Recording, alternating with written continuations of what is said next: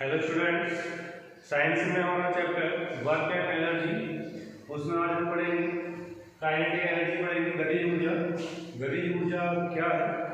तो सबसे पहले गतिज ऊर्जा यानी गति मूवमेंट, यानी कि किसी वस्तु में अगर कोई मूवमेंट हो रहा है, कोई वस्तु एक स्थान से दूसरे स्थान में जा रही है या हम किसी चौक को पकड़ के ऊपर से गिरा दे रहे नीचे, तो जैसे ही मतलब उसका मूवमेंट आ जाए कोई भी वस्तु, तो जहाँ मूवमेंट आ जाएगा तो उसकी गति के कारण वहाँ पे जो भी ऊर्जा आएगी उस ऊर्जा को कहा जाएगा गतिज ऊर्जा। तो यहाँ पे देखिए काइनेटिक एनर्जी क्या है? वस्तुओं में उनकी गति के कारण कार्य करने की क्षमता को गतिज ऊर्जा कहते हैं।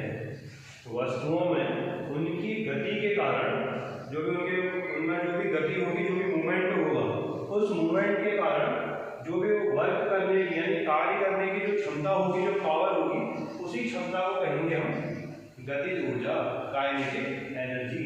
एग्जाम्पल, एक गतिशील गोली हो सकती है, घूमता हुआ पहिया हो सकता है, बहती हुई हवा, ठीक है। जैसे आप लोग सकते हो चलाते हुए साइकिल, कोई साइकिल चला रहा है, जब जितनी देर साइकिल चल रही है या हम जितने देर में पैडल मार रहे हैं, तो साइकिल भी क्या है? गतिज अवस्था में है, यानी कि मूवमेंट हो रहा है उसमें। तो और गतिज ऊर्जा का जो साइन है वो ई के है, और गतिज ऊर्जा का भी मात्रक वही होगा जो ऊर्जा का मात्रक होगा, यानी कि जूल।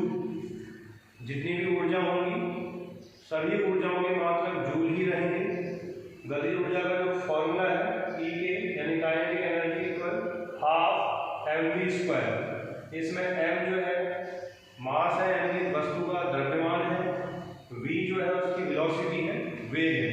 इसी से रिलेटेड एक क्वेश्चन दिया हुआ है यहाँ पे, 15 kg द्रव्यमान की एक वस्तु 4m-1 के एक समान वेग से गतिशील है, वस्तु की गतिज ऊर्जा कितनी होगी?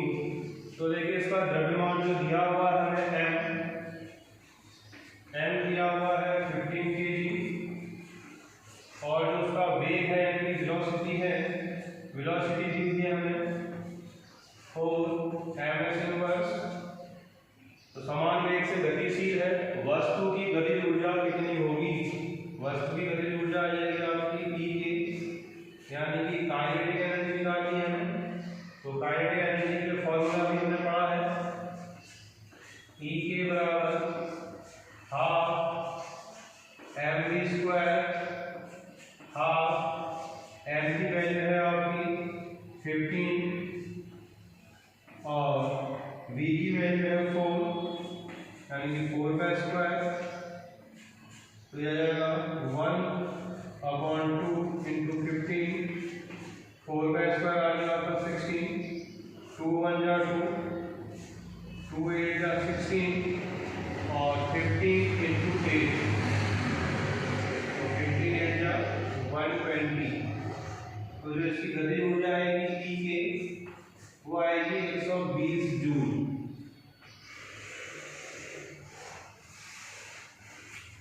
इसकी जो गतिज ऊर्जा बनी 15 kg द्रव्यमान वाली वस्तु का जो गतिज ऊर्जा आएगी वो आएगी 120 जूल, ठीक है। तो इस तरह से हम गतिज ऊर्जा का परिकलन कर सकते हैं।